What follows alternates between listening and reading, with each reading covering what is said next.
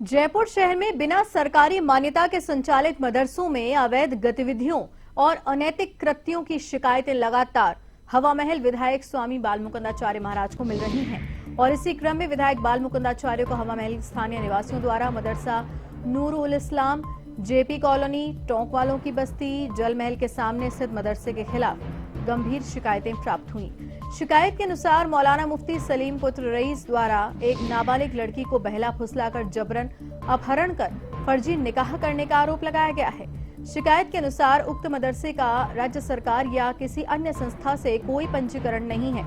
इसी को लेकर विधायक बालमुकुंदाचार्य ने जयपुर में बिना मान्यता के संचालित मदरसों की आड़ में हो रही आपराधिक गतिविधियों की जांच हेतु जिला कलेक्टर को पत्र लिखा।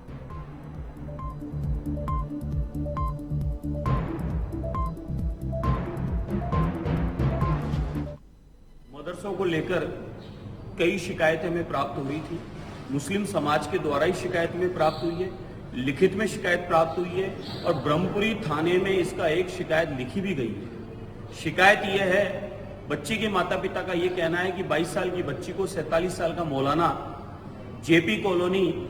नूरानी मस्जिद के मदरसा जो अवैध रूप से चलता है, कोई लाइसेंस नहीं है, कोई कागज नहीं है, वह मदरसे में मौलाना साहब एक बच्ची को लेकर भाग गए।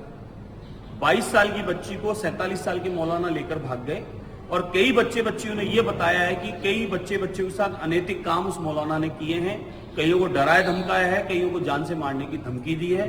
और कईयों को वीडियो वायरल करने का भी धमकी दी है। ये एक शिकायत नहीं है, अनगिनत मदरसों की शिकायत है, मुस्लिम समाज के द्वारा शिकायत है, मुस्लिम बच्चों के द्वारा शिकायत है और ये प्रमाण है कि बच्ची के माता पिता